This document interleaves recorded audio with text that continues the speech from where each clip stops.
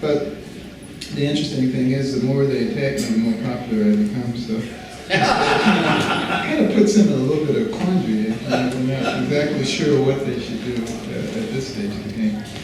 But interestingly enough, one of the things that has really pushed me to get involved is the whole healthcare debate. Like I said, I feel that we need really good healthcare in this country, and we spend twice as much per capita on healthcare as the next closest nation in the world. So it's not that we don't put enough money into it. It's not that we don't care about people. It's that we have such an incredibly inefficient system, and that's hurtful to people. And I do agree that the system needed to be reformed. But I disagree vehemently with the way that we did it. Because the most important thing that a person has is their life, their health care. And that should be in their own hands, if it's the most important thing they have. It should be in the hands of somebody else. Because if they can control the most important thing you have, it's not long before they can control everything else also. And I think that's something that just kind of slipped right by most people. They didn't even realize what was going on. Also, we had a healthcare program proposed that was incredibly complex. And I remember talking to one of the top administration officials before the healthcare bill was passed.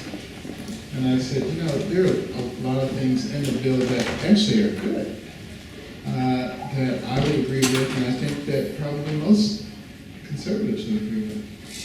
I said, why don't we start with those things and make that the foundation of healthcare reform, and then let's build this together since it affects everybody. I said, if you just try to push it through on the basis of one party with unanimous disagreement on the other side, all you're going to do is create animosity. Not only regarding this, but regarding virtually everything. And you're going to lose the House, and you may lose the Senate.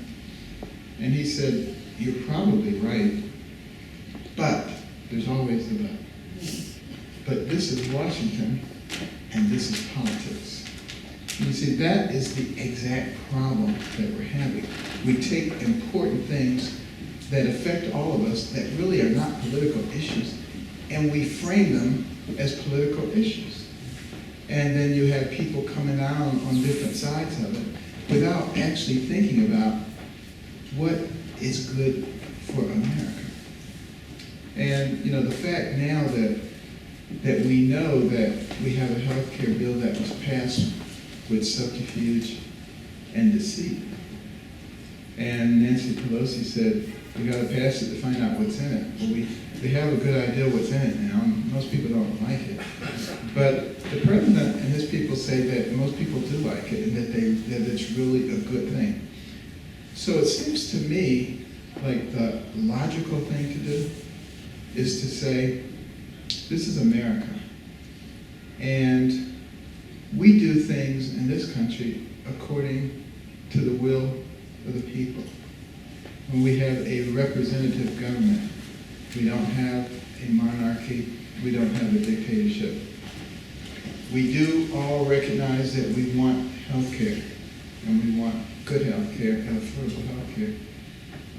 We also recognize that the bill that was passed was done with subterfuge. Now we know. So, let's re-argue the bill, and let's re-vote for it, now that we know what's in it. And I think that would be a much more American way of doing things than to say, yeah, maybe it wasn't done exactly right, maybe there was some dishonesty, but it's done now, so this is it. That really sets a precedent for doing things in a deceitful way. As long as you can get it through, it doesn't matter, it's fine. And that really doesn't make a lot of sense. Now, it also doesn't make a lot of sense just to want to repeal the bill without putting something in its place. And that's why I've advocated a new plan. There are multiple components, and you can read about it at saveourhealthcare.org. But the key is the health savings accounts. If health savings accounts are made available to every American the day they are born, and it stays with them until the day they die, and you can fund it a variety of different ways. Obviously, people who are employed would fund it that way. But even the most indigent people in our society, you can take money from Medicaid, divvy it up, and put it in their health savings accounts. They now have control over it. Now, what happens? You want to get a phlebotomy at this clinic for $16. Phlebotomy at this clinic for $66. Right now, they don't care. Wherever. They would care then. It would make a big difference. See, that's the kind of thing that really controls pricing. And you also make it possible for people to shift money between family members within their HSA. So the father with $500 short for a sophisticated scan, his wife can give it to him. His daughter, his grandfather, his cousin, his uncle, anybody in the family can transfer money out of their HSA to someone else's. Imagine the degree of flexibility that provides. Enormous flexibility. Every family essentially becomes their own insurance company with no middleman. So in terms of cost efficiency, you got it right there. Also, because 80+% of any encounter that you have is going to be coming out of your HSA, there's very little infringement upon your catastrophic insurance or your major medical insurance. Therefore, the cost of that plummets. Sort of like a homeowner's policy with a high deductible. Just goes to the floor. And if you make that available across state lines, it plummets even further. All of a sudden, you're talking about a system that is truly very affordable. And here's the real beauty of it. Everybody's HSA is of equal value. Therefore, you're not going to have practitioners saying, I got 20 slots, 18 have to go to people, with this kind of insurance, and I'll take one of this kind and one of this. All that stuff goes away.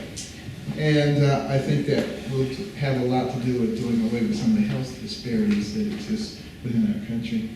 And nobody's stuck anywhere. Anybody can go anywhere they want. They can see anybody they want to see.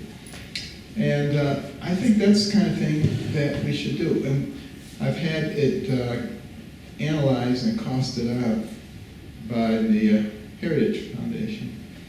And for a person who started their HSA at birth until the time they died, looking at average kinds of costs and things that people encounter throughout a lifetime. And the average person would have more than $100,000 in their HSA at the time they died, which could be passed on to the family. You could imagine after a few generations, there would be a huge amount of money in just about every family's HSAs, and you don't even need government after a while. And those are the kinds of things that we should be looking at, things that eliminate the need for government intervention rather than things that bring the government to every aspect of our lives. That was not what America was supposed to be. It was supposed to be a country where the government conformed to the will of the people, not a country where the people conform to the will of the government. And we have turned it